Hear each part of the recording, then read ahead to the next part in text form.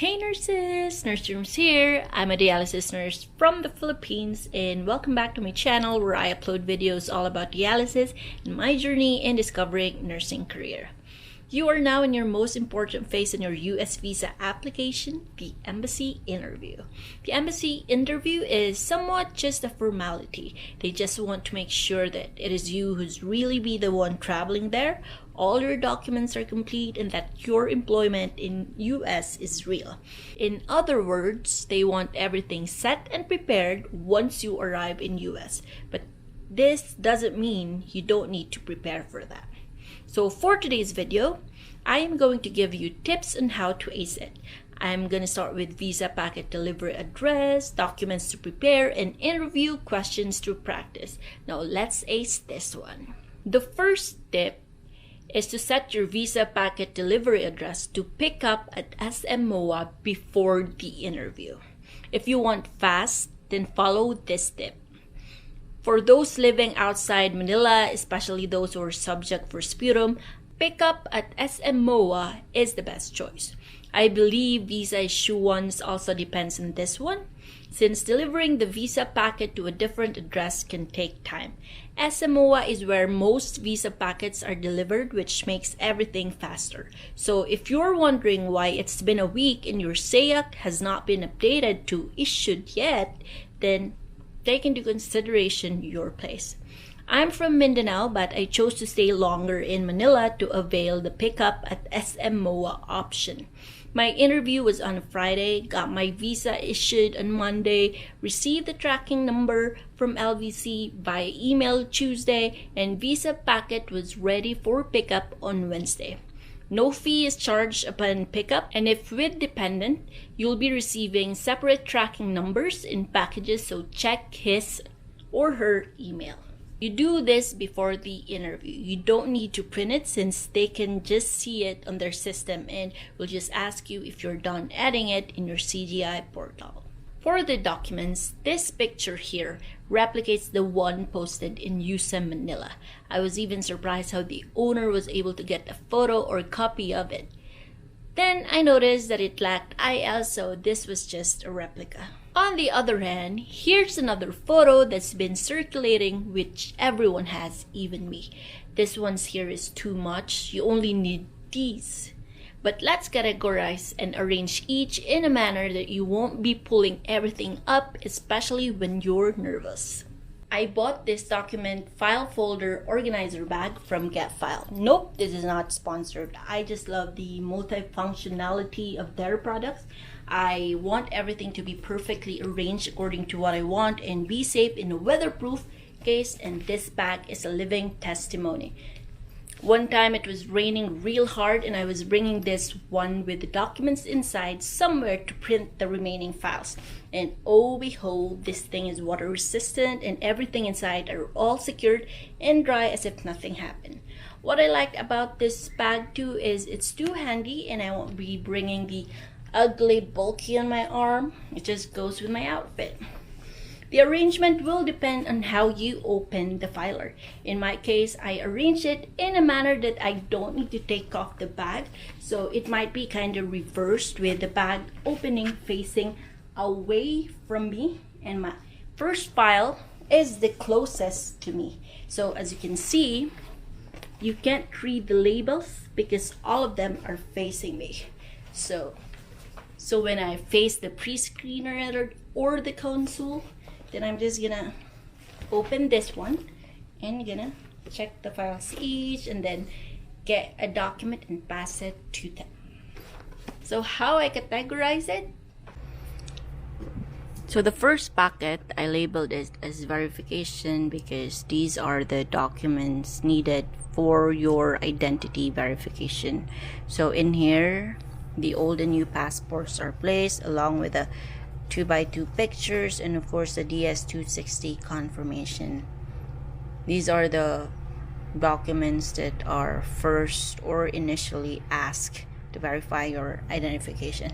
And then the second packet is I labeled it as civil, where all my civil documents are placed. So in here are my birth certificate, Senomar, marriage, contract if you're married, NBI clearance, and of course photocopy of each just in case. And then the third packet is the license, where I categorized all the files that can be categorized in license. So on here are my visa screen, so I already put the original and photocopy together so that I can hand it immediately. And then my IELTS, my candidate report, my license from my main state and to the state I endorsed it, and of course the photocopies for each.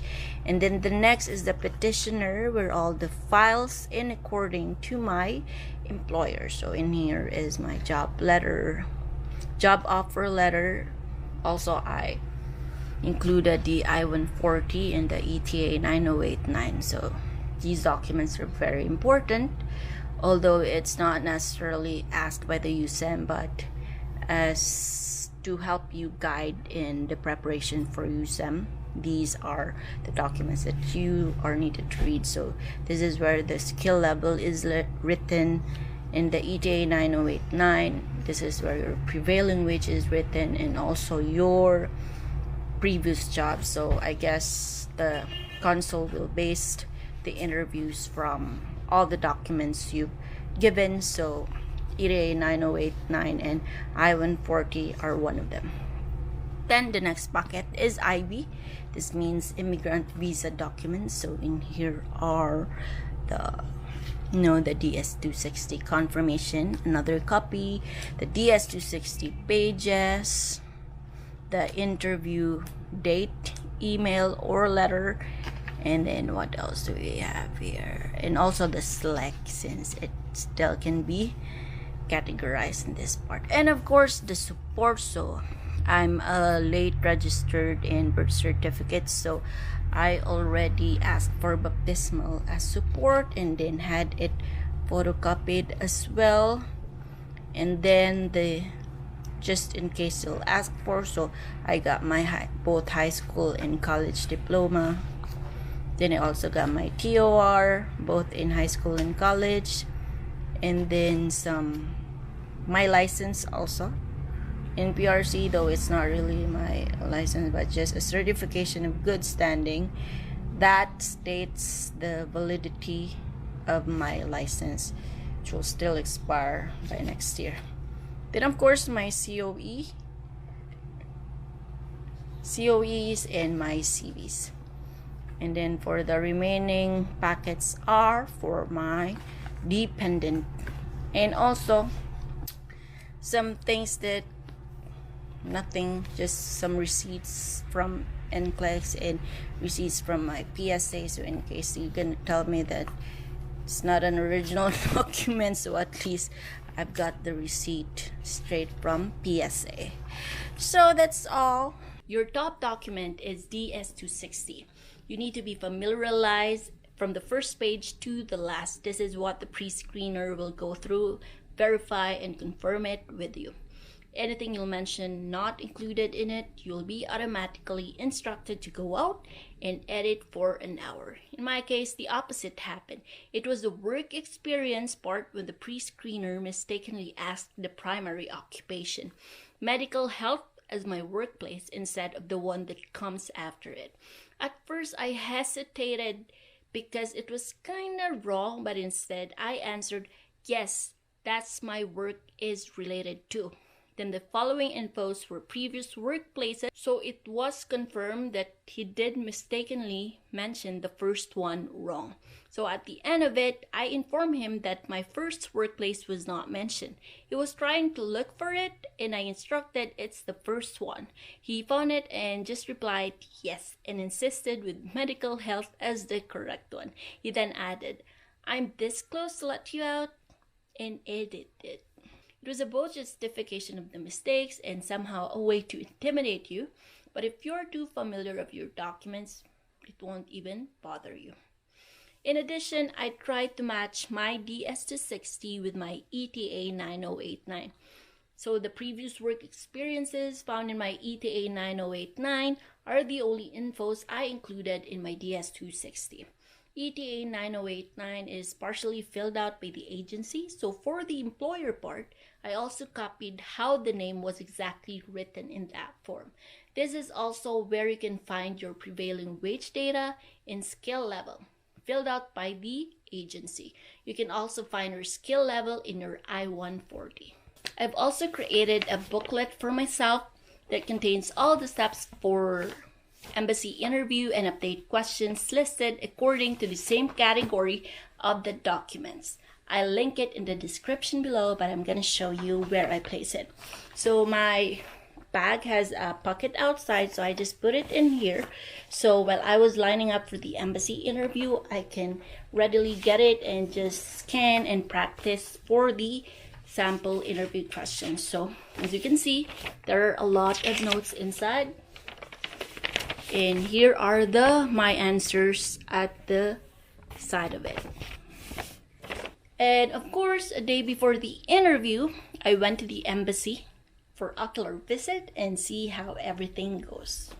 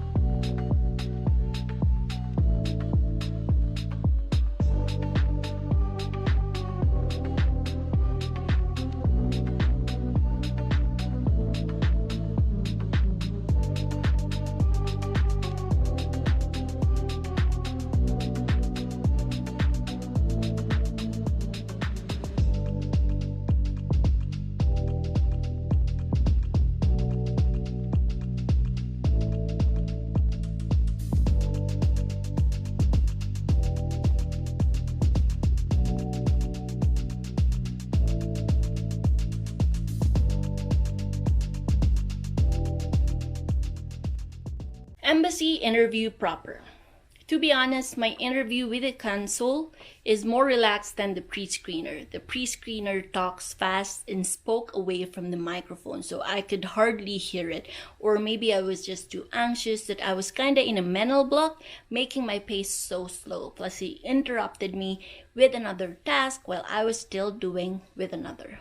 The first thing he instructed was asking all the documents. Like this. So while complying it, he gave me a small Ziploc for the 2x2 photos.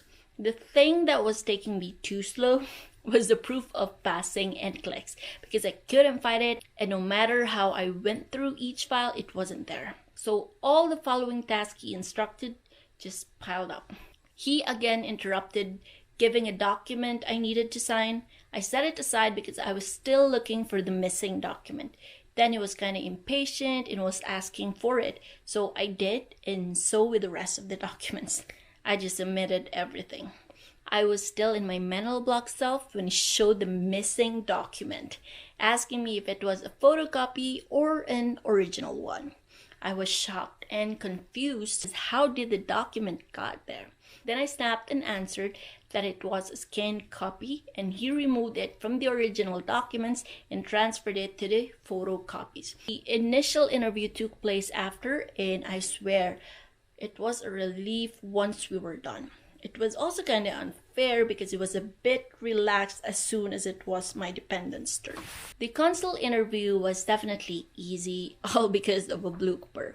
It took some time while we were waiting for our turn. It was quite long enough that we were able to spot the window that finishes interviews fast, window 60. Then my dependent went to the restroom, and while looking at his empty seat, it was very tempting to go as well. And at the back of my mind, what if I get called and suddenly bothered? What if he hasn't gone back yet and I get called? And yes, my name was called. Imagine in a drama scene, I was heading to the consul interview while looking back at the empty seat then checking out the way to the restroom as if communicating, "It's our turn, where are you?" As soon as the consul and I greeted each other, I informed him that my dependent is still in the restroom. The consul smiled and laughed. "Well, he can definitely notice once he doesn't see you in the waiting room."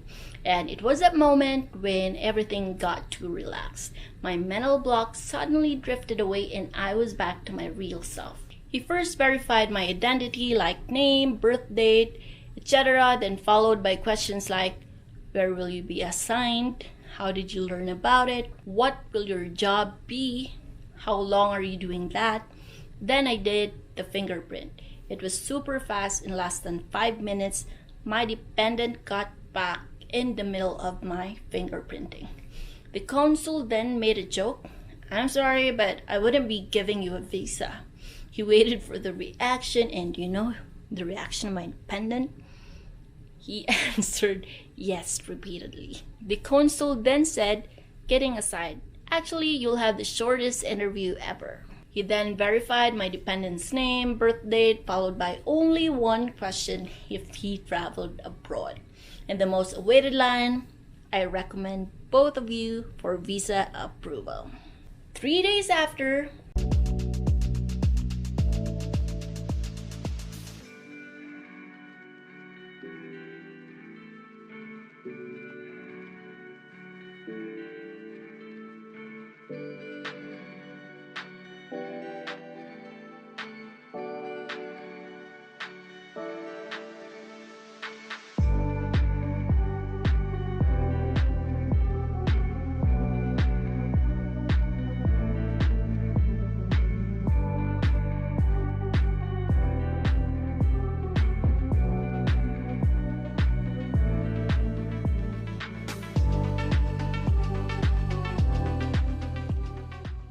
that's it. Hope you learned something from this video. If yes, don't forget to click like, leave a comment for some video suggestions, and of course, subscribe to my channel. Up next is my US arrival, so stay tuned as I take you with me in discovering nursing career. Thanks for watching. Bye-bye.